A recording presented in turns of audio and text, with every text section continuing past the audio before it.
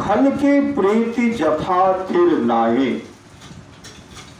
गुरुदेव के मधुर संस्मरण। श्री सद्गुरु महाराज की जय।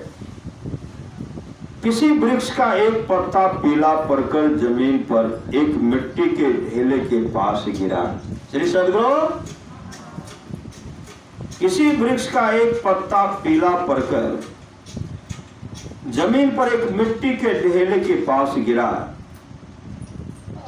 ढेले ने अपने पास पत्ते को गिरा हुआ देखा तो बहुत प्रसन्न हुआ। ढेला क्या बहुत प्रसन्न हो गया। श्री सद्गुरु। उसने पत्ते से कहा कि ईश्वर की बड़ी कृपा है कि उन्होंने तुम्हें मेरे पास भेजा। आओ हम दोनों मित्रता कर लें, इससे दोनों को आगे बड़ा लाभ होगा। पत्ते ने पूछा कि आगे क्या लाभ होगा। ढेले ने कहा कि जब आंधी आएगी तो मैं तुम पर चढ़कर बैठ जाऊंगा, तुम्हें आंधी कहीं दूसरी जगह उड़ाकर नहीं ले जा सकेगी, और जब वर्षा होने लगेगी तब तुम मुझे ढक लेना, मैं गलने से बच जाऊंगा। श्री सद्गुरु महाराज की जय। पत्ते को ढेले की बात अच्छी लगी। पत्ते को ढेले की बात अच्छी लगी।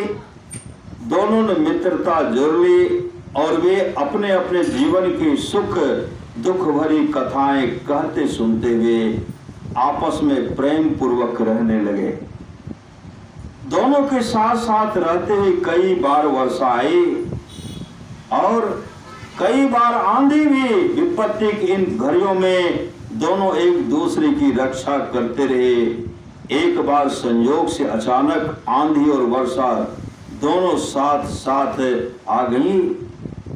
इस विषम संकट की घड़ी में वे एक दूसरे की रक्षा नहीं कर पाए। मिट्टी का ढेला वर्षा जल से गल गया और पत्ते को आंधी उड़ाकर दूर ले चली गई।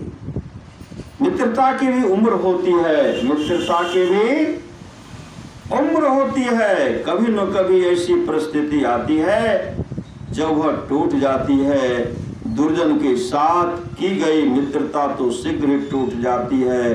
दुर्जन का कोई सिद्धांत नहीं होता। दुर्जन किसी के साथ सब दिन प्रेम नहीं निभा पाता।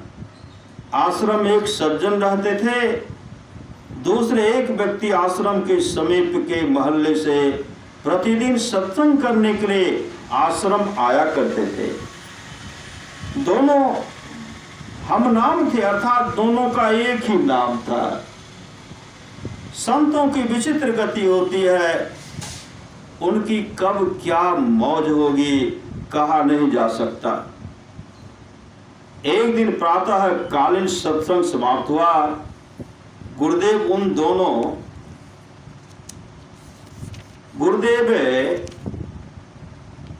दोनों हमनाम व्यक्तियों में से बोले कि आप दोनों एक ही नाम के हैं, इसलिए आप दोनों हाथ मिलाकर आपस में मित्रता कर लीजिए। गुरुदेव के आदेशानुसार दोनों उठकर खड़े हुए और गुरुदेव के सामने आकर मित्रता के लिए दोनों ने एक दूसरे से अपना अपना हाथ मिलाया।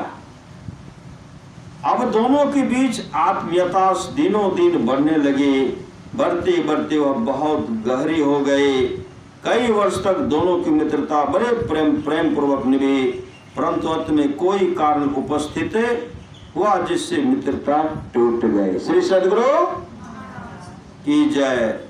अब मोहल्ले वाले मित्र आश्रमवासी मित्र की निंदा करने लगे, उनके प्रति कठोर वचनों का प्रयोग करने लगे।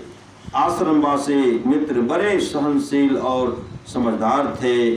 उन्होंने मोहल्ले वाले मित्र का कभी कोई विरोध नहीं किया। श्री सद्गुरु की जय।